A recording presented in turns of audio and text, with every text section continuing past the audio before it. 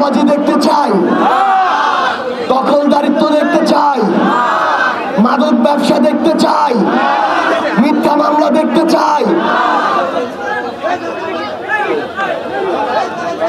খুনাখুনি দেখতে চাই,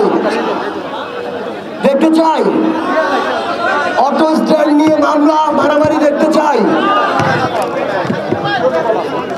বিগত 16 বছরে আজান হচ্ছে, আজানের বিরতি,